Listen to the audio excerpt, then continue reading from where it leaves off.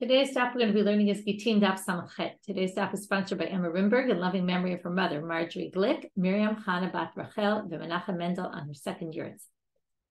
We're going to get started today with we're in the middle of this crazy story of Rish Lakish and the Reish Galuta. And if you think this story is crazy, just you wait. We have a crazier story lurking on the second part of today's daf, or even really kind of the first part. But after we finish with this, as soon as we get done with this, we're going to move on to another story.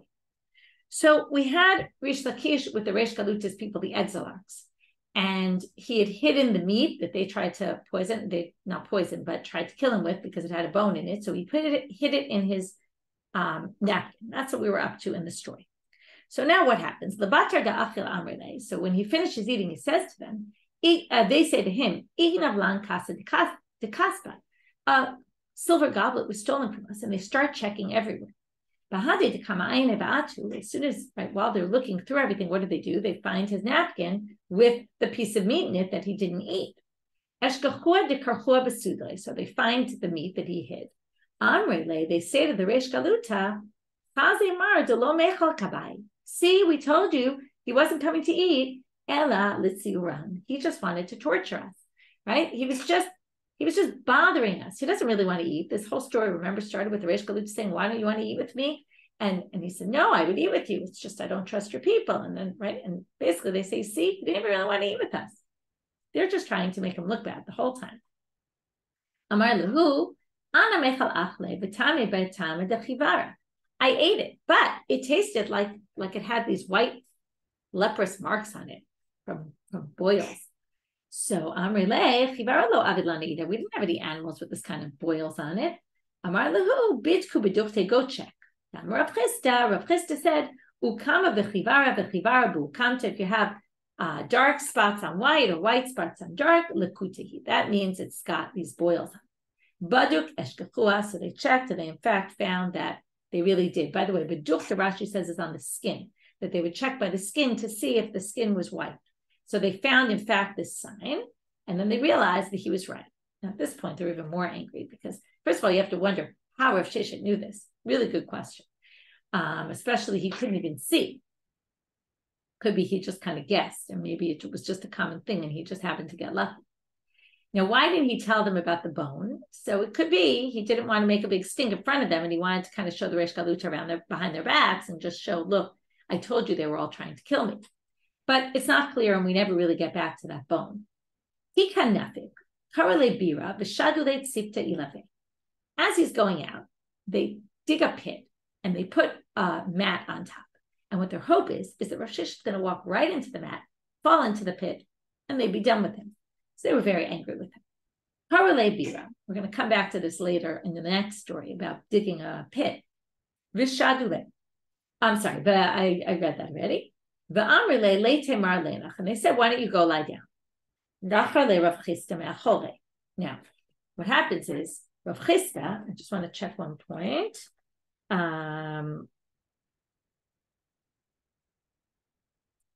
Okay. So now Rav Chisda, it could be also they wanted him maybe to rest specifically on the mat. I was trying to figure out why they specifically said to rest. Anyway, they say, go down and rest. And Rav Chisda snorts. Now, as soon as Rav Chisda snorted, it's not clear if he did it intentionally or not, although it will seem from the continuation of the story that it wasn't intentional at all. What happens? Amar Leili Yanuka. So then already he hears the snort and he thinks, wait a minute, right? Okay, we're going to see again about, by the way, I'm just going to point out certain themes that are going to come up in the later story, even though I don't really understand the connection, I will be honest. This story we're going to learn is a really crazy story, and what the goal, why the Gemara is telling you this is a good question. But it's a sign. He sees a sign, and we're going to see how like a noise kind of just makes you stop and think for a minute. Then he says liyanuka. This is classic in a lot of Talmudic stories. They see a child and they say psuk li psukecha. What pasuk are you learning? And usually they see it as a sign as to what they should be doing. Amar either goes to the right or go to the left. That's the pasuk they quote him. He says to his woman, the man walking with him, who was helping him find his way because he was blind. He says to him, Maika chazit, what do you see? Amar sipita deshadya. I see a mat that's thrown on the road. Amar le pader minin. He says, stay back from that, avoid that at all costs. Labatar did not think after they passed, and Rav Chisda realized what had happened here. Amar le Rav Chisda, how did you know that? Especially if you're blind. How did you have such a keen sense? Amar le chada de nachadimar. Number one, you snorted. That was my first son. This is why I think Rav Chisda had no idea. He didn't do it on purpose. Ve'od, de pasukli yenuka psuka. The pasuk of the child was the indicator that there was something going on. Ve'od, and all the more so, and this is probably the main reason, these people are suspicious because they're no goodniks, right? We know these people are no goodniks, and therefore, I knew they were always going to be up to no good, so I was really on edge. Okay, this is a quote from a pasuk in Kohelet. And we're now going to move to a story which involves, number one, a king of the Shedim, of the evil spirits known as Ashmedai. Seems the story is here because we were talking already about evil spirits, but perhaps there's other reasons why the story is here. There's a lot of things written about this story and about Ashmedai. I didn't have a chance to really go through all of them before teaching, but I will say there's a lot written about this if you want to research. And the second thing is that it's about Shlomo HaMelech, and it's particularly about, you see, a lot of psukim in Kohelet that don't really make a lot of sense, which was presumably written by Shlomo HaMelech. So, and it talks about Ani Kohelet, I was king over the people, and we're going to have to understand which psukim were difficult and how we're going to darshan. So it starts off with, Asita li sharim v'sharot, I made myself all these people who sing songs, male, female, tanugot b'nei adam, all these pleasures of humans, shida and shidot. So we don't yet know what that word is. Shida usually is a chest or something like that, like a box. Sharim v'sharot, elu minei zemer, that's different types of music. Tanugot b'nei adam, elu brechot u'merchatzaot, pools and bathhouses. Shida v'shidot, hachatirgamu, in Babylonia, they translate sheda v'shedatim, a male evil spirit and a female evil spirit. B'ma'arava amre shidatam. In Israel, they explained it as being a box, like a chest. The truth is, Rashi actually says, one minute, shida is usually a chest, but here Rashi explains it more as a carriage. Agala lemerkevet nashim v'tzarim. To carry the important people, it's a carriage. Okay, kind of what's carriage? It's a box on wheels. So that's what they mean. Amar Rabbi Yochanan, there were 300 different types of shedim, evil spirits in Shichim. But the shade itself, the evil spirit, I didn't really know what it is. What exactly he's saying is not exactly clear. Rashi says madmuta umativa. Okay, some people say shida atzma. Rashi says rosh kulam v'imam en yodea mai. I don't know who the head was. Maybe that's also a lead into the story. Anyway, this story really seems to be talking about the shida and the shidatim, okay, and what they were used for, and why Shlomo HaMelech specifically had them. And we're actually going to finish with them pretty early on in the story. And then the story is going to go off about this shade, this king of the shadim called Ashmedai, who comes up in other Talmudic stories as well. Amar Mar. So now we're going to go back to Hachatirgamu Sheda v'Shedatim. Sheda v'Shedatim l'mai ba'ile. What did Shlomo HaMelech need them for? By the way, there's a story in Be'ila on Daf Yud Zayin where they go to the Romans, and there's a whole bunch of similar things about this story. I'm pretty sure Ashmedai appears there, or in some of the versions of that story, Ashmedai appears, and there's definitely some certain things that are similar. Like, for example, we're going to see right away that they used the shade to get to something that was important to them. Okay. Also, they're trying to get to the Romans, and the only way to get there, they actually end up having to use this shade. So it's interesting to see that there's this concept of humans needing evil spirits to actually achieve things. So Amar, Hachatirgamu Sheda v'Shedatim. So Sheda v'Shedatim, what did Shlomo HaMelech need them? Dichtiv. Well, it said, and now we're going to connect to something we saw at the end, very end of Masechet Sotan, Daf Mem Chet. Habayit bi banoto even shlema masa nifnit. So the house was built complete with whole stones, and nothing was cut. Amar lehu leRabbanan hechi avit. Okay, so now this is what they're told: when you build the house, don't use metal implements. So Shlomo HaMelech said to the rabbis, "How am I supposed to build the Beit HaMikdash without using metal implements to kind of shape the stones?" So what they say? Remember this Ika Shamira. There's a particular type of worm. Da'ite Moshe Lavnei Ephod. that Moshe used to shape the stones of the ephod, because the same thing there. You weren't allowed to use his metal implement. And therefore he used this to shape the stones of the ephod. So why don't you go find that? Okay. 1 second. Right. It said I just want to read the whole pasuk. Habayit b'ibanoto even shlema masan ivneh umakavot bagarzen kol klei barzel lo nishma b'bayit b'ibanoto. This is actually a description of that they didn't use them when they were building them. Okay. It was actually when they built it, they said they didn't use any metal implements. So again, how is this able to be done? So it says, go find the shamir. Well, Amar Lahu, so he says to the rabbis, where am I supposed to find this shamir? Amru Ante Sheda v'Shedati. Go find a male and a female evil spirit. Kavshinu ahadade. Go capture them together and torture them. Maybe once you torture them, right? This is classic. You capture the enemy, you torture them, and eventually they come out with the information. Ante Sheda v'Shedatin, right? It's not clear why you need a male and a female together, but he brings them together. Kavshinu ahadade. He brings them and captures them together, kind of has them kind of sort of sounds like they're attacking each other, right? Rashi says, Kafa'am b'yisurin lomar lo hechanu. Rashi basically says, torture them to get out the information. Amre, they said, Ana lo yadinam, right? Classic movie, they capture the bad guy, and the guy says, well, I don't know. But usually when he says, I don't know, he does provide, he might not know all the information, but he starts to provide you with some of the information. Dilma ashmedai malka deshe yada. So they said, look, you know what? We don't know, but we'll tell you who to go to. Go find maybe Ashmedai, the king of the evil spirits. Maybe he knows. Amar lahu. So he says to them, where is this? The king of the Shedim. So he says, Amrele, they say to him, Ite Betura Plan, he lives in this particular mountain. Karya Lebira. He dug himself a pit. This is what he does. Okay, we're back to digging pits. Umalia Maya, he fills it with water every day. He filled it with water. Umikasye betinra, he puts a stone on top to seal it.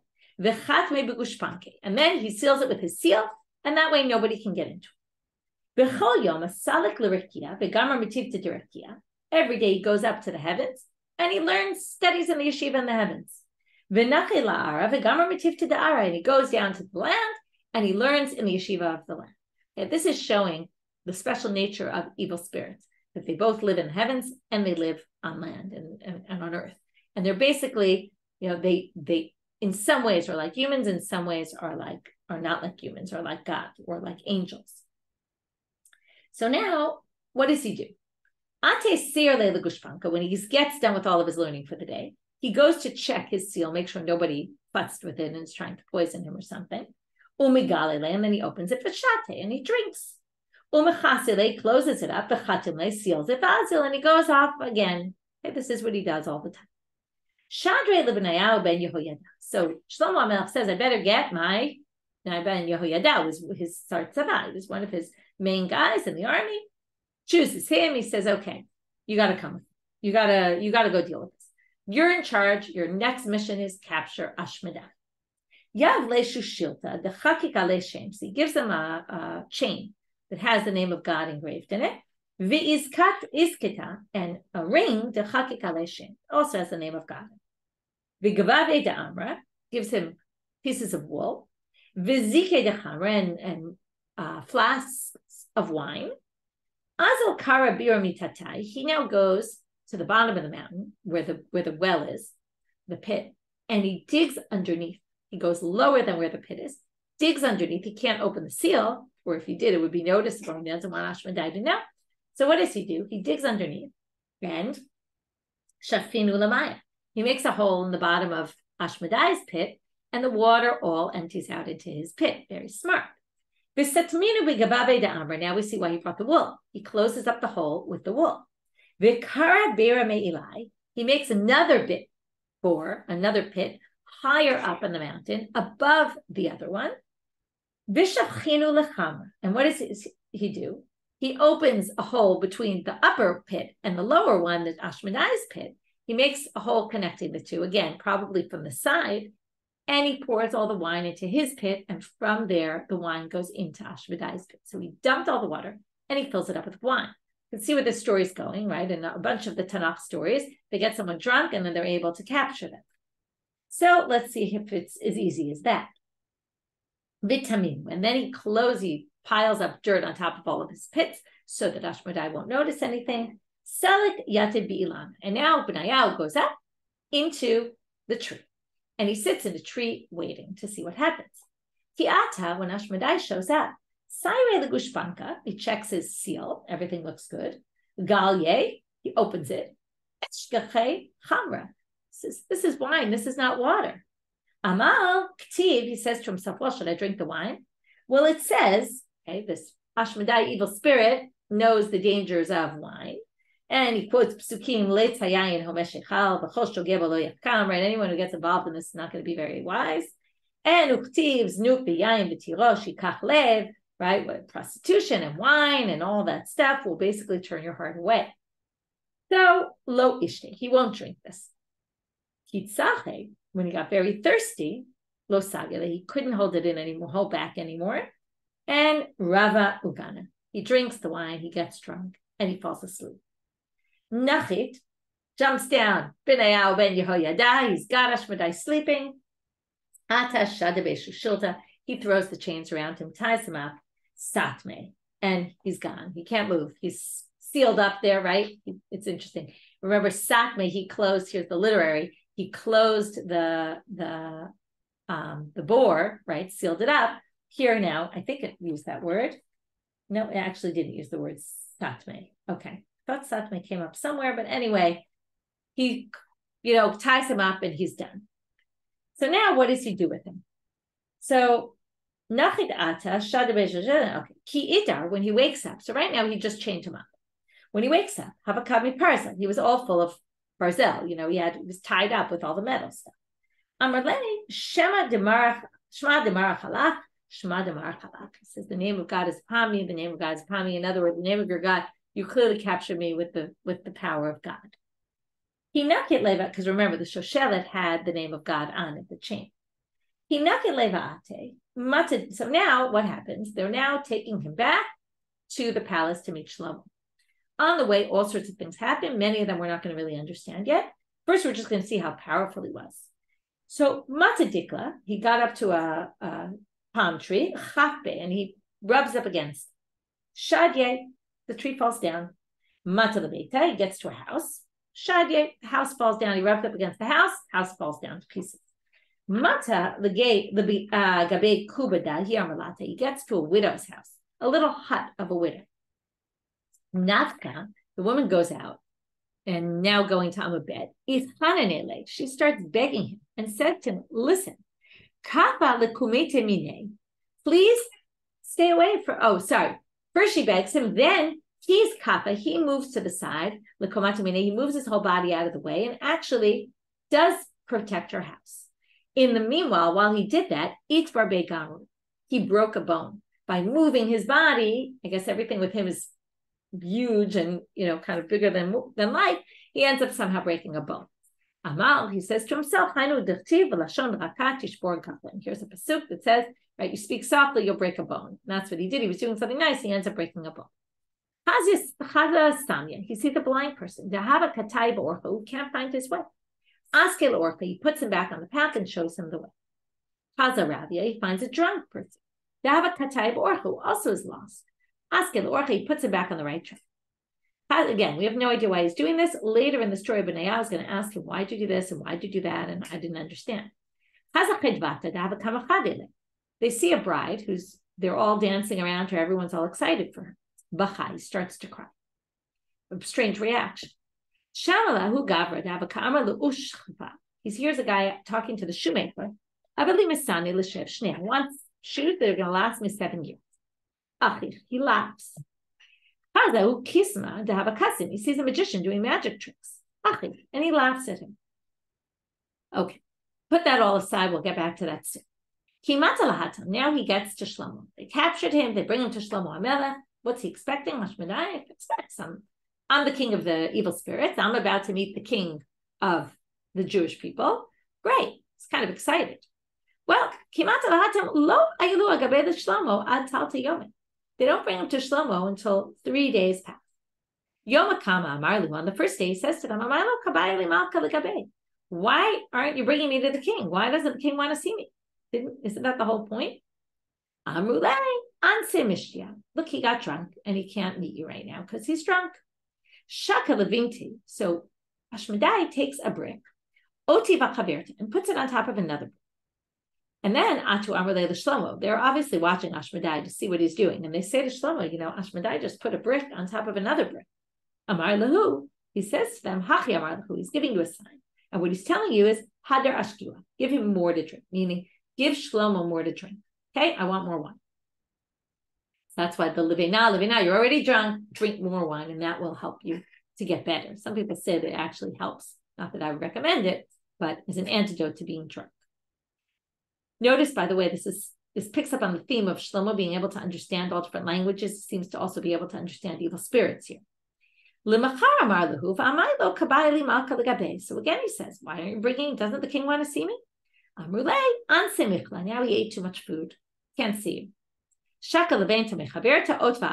He takes one brick off of the other and puts it on the ground. So they told Shlomo, this is what he just did. What he's telling you is, keep food away from me. That's what he's trying to tell you. By moving the brick off, the other brick is saying, not too much food. After 3 days, comes inside. Again, I can't promise I'm going to explain to you all the details of the story and like why they are and what this story is going to tell you, but maybe we'll try to pick up on a few themes. Takes a reed. Ashmedai, when he gets to the king, he takes a reed, 4 amot high, and he throws it at Shlomo. Amar le, michti kimai tahu gafra, lately bahadin alma ela arba'a garmide. Garmide is amot. He says, listen, when you die, all you're going to have is 4 amot. Like this is what your whole life is going to amount to. This sounds very much like the content of Kohelet. It's all hevel. It's all useless, meaningless. So then he continues, Ashmedai, and he says, listen, you've already conquered the whole world. What? Were you not satisfied that you had to also capture me? Like, what on earth did you capture me for? Amar Lei. Oh, you misunderstood, says Shlomo. I don't really need anything from you. I wanted to build the Beit HaMikdash, the temple, and I just need the Shamir. That's why I captured you. I don't need you. I don't need to capture you. I don't need to prove I'm stronger than you. I just need some information from you. And I didn't think you'd give it to me unless I captured you. Amar Lei. Here, you're ready for his answer. Where's the Shamir? L'didi lo masrli. Actually, I don't have it. L'sara di yama masrli. God gave it to the god of the officer on the sea. The lo yahible, and the sea officer who has this, lo yahible ela l'tarnagola bara de beheman le'ashvuate. The only one who he gives it to is this wild rooster who basically promised in an oath that he would always give it back to him. Okay, promised he would keep it and protect it. Umay abibe, what does he do with it, this rooster, this wild rooster? He goes to places, mountains. We're back to a mountain where nobody lives.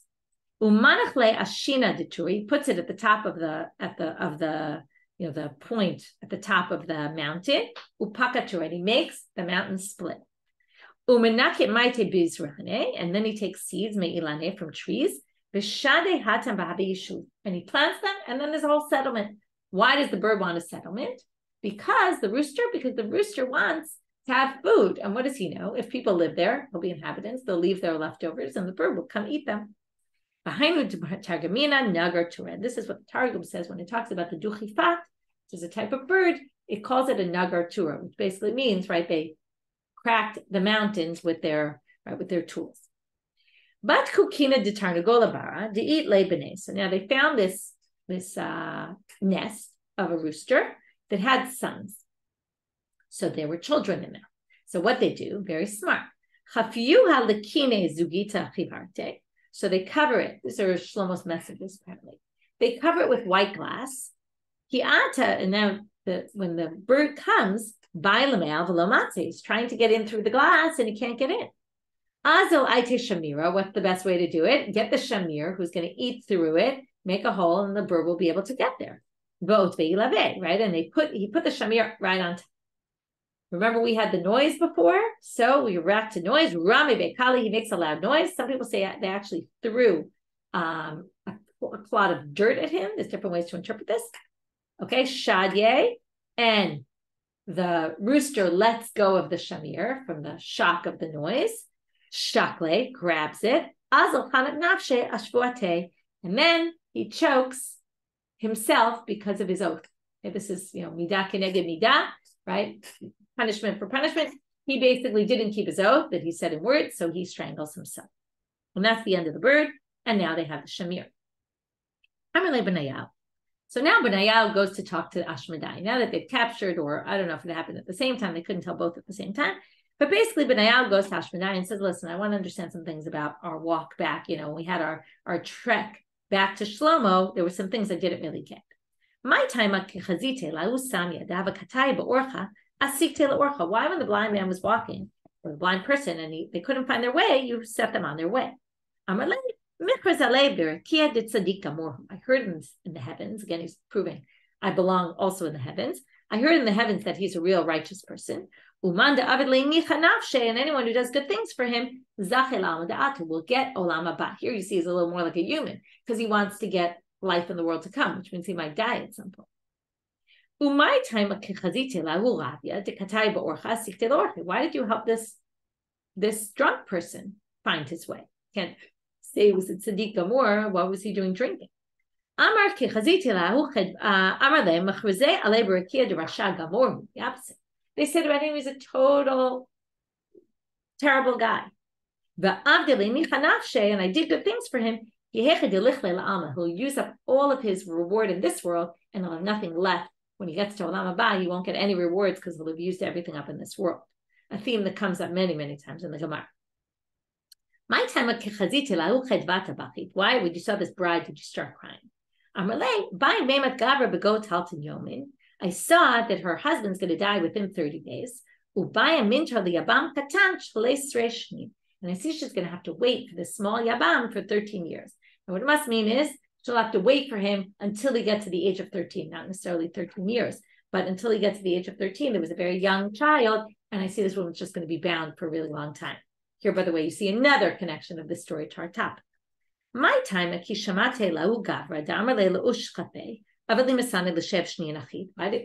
why did you laugh when you heard him say, I want shoes for 7 years? This guy's going to die within 7 days. Not even to live 7 days. Why does he need shoes for 7 years? What does he need? Shoes for 7 years. My time, why did you laugh when the magician was doing magic tricks? He was actually sitting on top of the king's jewels, his whole treasure. Why did he use his magic for what was right underneath him? Okay, there's all these references here to people not seeing things that are very obvious, or people not seeing things that they should be seeing.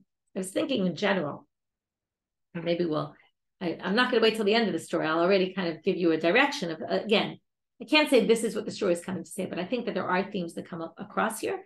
And some of them are really thinking and planning toward the future. Okay, and we're going to see this even more as the story goes on. We're kind of thinking out your moves and plotting them out. And this is, we talked about in the Tikkun Olam Sugyot, about the idea of thinking ahead.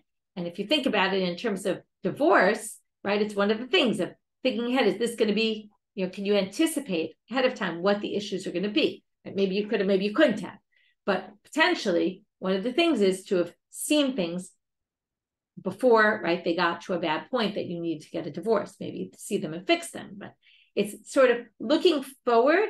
How can we plan ahead, right? And try to, again, the Tikkun Olam was saying, if we do this, this might cause other things going forward, and we have to watch our moves.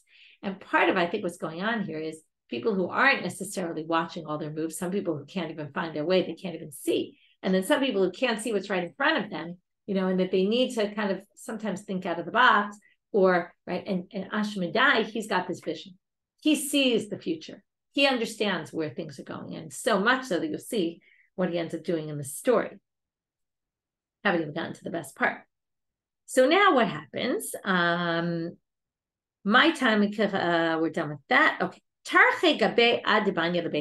So now Shlomo decides to keep Ashmedai with him. Remember, he's still bound up until he finishes building the Beit HaMikdash. One day they were alone together. Right? Ready, foreshadowing of something. So Shlomo quotes him a pasuk that about the lofty horns of the wild ox.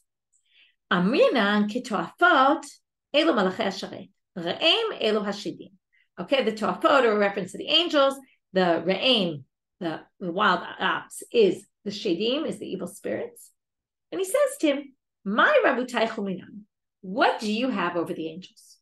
Okay, or over humans, possibly." He's asked, like, what makes you your evil spirits? What's your power? Show me.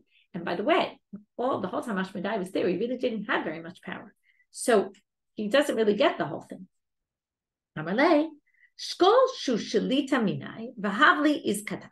He says, listen, if you want me to show you, you have to take the chains off of me, and you have to give me your ring. Remember, the ring had the name of God on it. And then I'll show you my greatness. Okay, now you can already see what's happening, right? This is not smart. So Shlomo takes off. He's so, this also shows maybe one of the weaknesses of Shlomo. He was so curious about understanding things in the world that it totally blinded him. If we go back to that blind person, it blinded him from realizing what was going to happen. So what happens? He takes off the chain, and he gives him the ring. Bale, he swallows the ring. And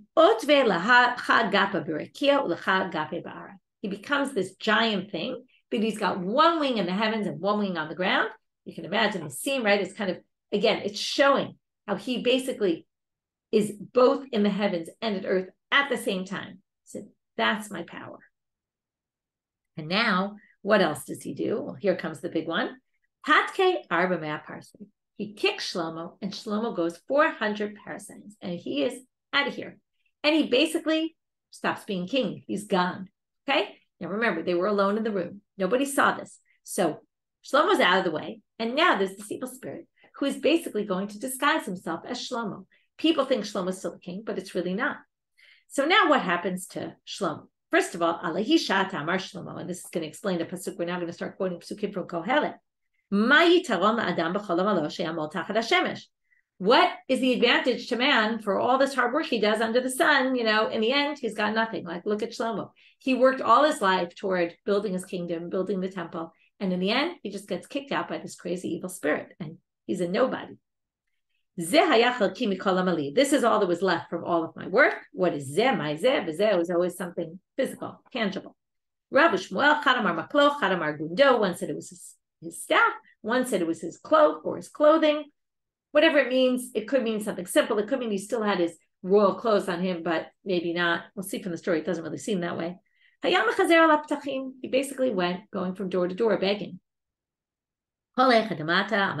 Everywhere he would go, you ready for this sad saga? He would say, Ani Kohelet. Hayiti melech al Yisrael b'Yerushalayim. He says, I'm Kohelet. I used to be the king in Jerusalem. And this explains a very strange pasuk. What do you mean, I'm Kohelet? I used to be king of Jerusalem. Who is he talking to? Right, king over the Jewish people in Jerusalem. Who's he talking to? And what do you mean you used to be? Someone was king until he died. Well, not according to this story. This story explains there was a time where he was kicked out from being king. And that's when he would say this statement. When he got to the Sanhedrin, where there were all the wise people, they said the following: Rabbanit, if he's really not of sound mind, well then, right, like everyone thought he was crazy. He had some mental issues. So if he really had mental issues, he wouldn't keep repeating the same thing over and over. People would say different things. Today I'm Wonder Woman, tomorrow I'm somebody else. But he wouldn't keep saying I'm the king of Jerusalem. Maybe there's really something to it. My high. So they said, what is this? I'm Rulei Lebenayahu. So they go to Benayahu. Has the king asked for you recently? I'm Alihu Lo. He said, no, king hasn't come for me. They go to the queens. Have the king come to you, right? Have relations with you? They said, yes, he has come. Did you see his legs? Because the legs, kind of like the mermaid thing, the legs are what shows is someone really an evil spirit or not. It's pretty easy to hide them. They sent back, he comes to us in socks. If you're already asking, though, he actually sleeps with us when we're menstruating, which, would be weird that Shlomo did that. And he also wanted to have relations with Batsheva, his mother. That's very odd.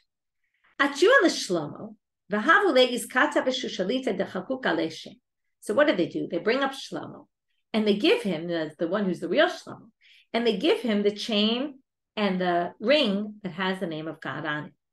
Ki ayil, when he walks into the room, Chazye, Ashmedai, who's dressed up as, right, you can imagine the scene. Here's Shlomo, and here's the Shlomo lookalike.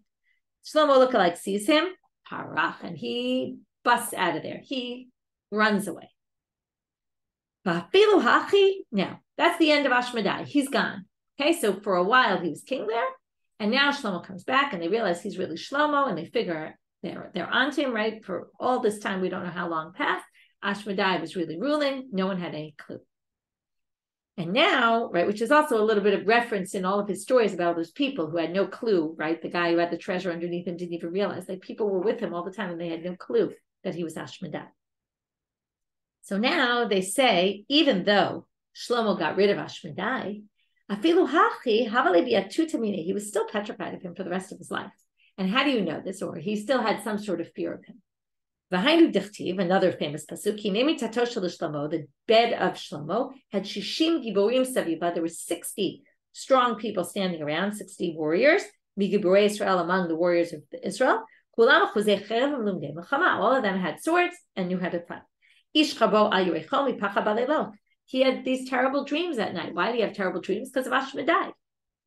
Rabbi Shmuel, Chadamar Melech v'Hedyot, v'Chadamar Melech v'Hedyot Melech. There was a big debate, Rabbi Shmuel, whether Shlomo actually came back to being king after all this or stayed a Hedyot. So did he start from being a king and then go to a regular person? Or did he go king, regular person, and actually went back to being king? Okay, that's the end of this story. Again, what to do with the story themes, right? I think Ashmedai is really kind of saying you have to look toward the future and plot ahead. Even the Duchifat, right? Like, it's long-term thinking. Make the crack, plant seeds, people will come, and then you'll actually have, to get to the fact that, then I'll have crumbs of people's food and I'll have what to eat, right? That's forward thinking. So I think you have a whole bunch of themes of this forward thinking. Rav Sheshet also is plotting out his every move. You have all these kind of plotting out your every move, thinking about what the next move is going to be, thinking to tell them, bring me that food, so they'll bring him the opposite. Thinking, I see all these signs. Let me pay attention to what's going on around. Let me try to read the signs and see what's really happening and being in tune with people, right? Why did nobody realize? And why did all of a sudden they said, oh yeah, he's been sleeping with Bathsheba's mother? What, did nobody notice that before? Only when someone brings it up, you say, oh yeah, he has been a little strange lately. But you just get used to things and you're not always thinking. And this is really saying how important it is to be on your toes. Some people also talk about the theme of Shlomo and how his money kind of brought to the downfall of Shlomo. And this is a story really talking about the downfall of Shlomo and maybe using Ashmedai as his nemesis to kind of talk about the issues of what really turned Shlomo bad and how he got caught up in the money and all that stuff without, as Ashmedai, kind of in the here and now and not looking toward the future and what's going to be. Plus, it helped explain all these psukim and kohelet that really don't make a lot of sense. Okay, that's a few thoughts. Like I said, there's much written about this story, about this character, Ashmedai, and about the story in general. We're going to move on. Lidama duration. We're back now. We started with yesterday all sorts of remedies. We're back to remedies, and we're going to continue on among them for a while. I think it goes on for at least 2 more dapim. I think 2 more dapim, and then we're back to our topic. Yeah, 2 dapim more. So lidama duration for a headache. Lete shorbita ubina va'asadara v'zeta v'chilpe diyama v'yavla v'lishulkinu b'hade adade. Okay, take cedar and arava and myrtle and olives and poplar and sea willows and yavla is a type of grass. Take all these things, cook them all up together. Lintel tlat me'akaseh haigis adoration, tlat me'akaseh haigis adoration. Take 300 cups, pour them on this side of your head.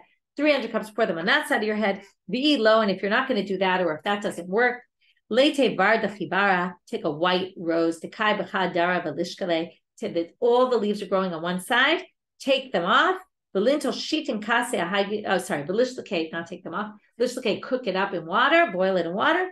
Lintel sheet and kase, hagi sideration, sheet and kase, hagi sideration. Put 60 on one side of your head, 60 on the other side of your head. Again, pour 60 cups, and that should do it. A little bit of an interesting remedy. If you think that's interesting, wait till this one. Ulitz lichata. If you have, some people call, the Koran translates it a migraine. Some people say half a headache, like half your head is bothering you. Lete tarnagola bara, take a wild rooster, again, a wild rooster, just like in the story. Lishchate bezuze chivara, take a gold dinar, zuz, a gold dinar, kind of sharpen it, shecht the bird with it. Hu gisa de chayavle, put it on the side that is hurting you. I think, just a second, I want to check one translation here. Try this right. Blood falls on the side of the rooster. Okay. So the blood falls on the side of the rooster that hurts him? No. It must be so the blood flows on the part of your head that hurts him. It must be your head. Okay. And then make sure though it doesn't blind the eye, because the blood could blind. And then hang up the rooster. Put the rooster in the doorway. As you go in and out of your house, you're going to rub up against this rooster, and that will be your remedy for your headache. A very, very strange one. It reminds me of the other story in terms of two things. Number one, the wild rooster. And number two, if you remember, every time you rubbed up against something, it broke the house down, it broke the tree. So here you have the rubbing up against, another similar literary connection. I'm not really sure the significance. Okay, that was we started with the story of Rav Sheshet. We moved on to the pasuk in Mishlei about the Shidan Shida, which we then said was Shlomo had a male and a female evil spirit. We used that to say what he needed for was to find a shamir. They got him to Ashmedai. Ashmedai got him to that wild rooster. And from there, Shlomo gets the shamir, the worm that he needs for the Beit HaMikdash. Then we have the whole showdown with him and Ashmedai, where Ashmedai basically shows his powers and kind of trips up Shlomo into making a very stupid error that caused him his kingdom. Okay, and with that, and then how he manages to make his way back, even though it's not so simple. And then we just had a few more remedies. That's it for today. Leaves you with a lot of food for thought, and wishing everybody a great day.